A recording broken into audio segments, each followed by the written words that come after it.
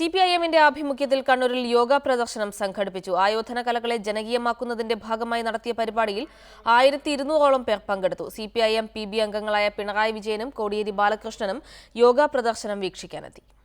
യോഗാഭ്യാസത്തെ സംഘപരിവാർ സംഘടനകൾ സ്വന്തമാക്കുന്നതിന് എതിരെയാണ് CPIM പുതിയ ചുവടുവെപ്പുമായി രംഗത്തെത്തിയത്.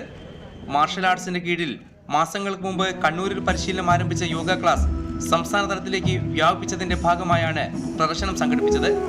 മറ്റു ജില്ലകളിൽ നിന്നുകൂടി എത്തിയ 1200 പേർ യോഗ പ്രദർശനത്തിൽ അണിചേർന്നു.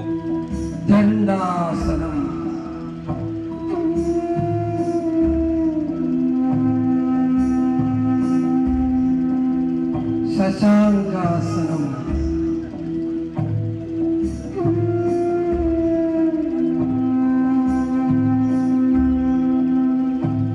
അഷ്ടാംഗ നമസ്കാരം, മാനവ ഏകതാ മിഷൻ സാരഥി ശ്രീ M ചടങ്ങിൽ മുഖ്യാതിഥിയായി. ജാതിമത ഭേദമന്യേ ആർക്കും പരിശീലിക്കാവുന്നതാണ് യോഗയെന്ന് അദ്ദേഹം പറഞ്ഞു.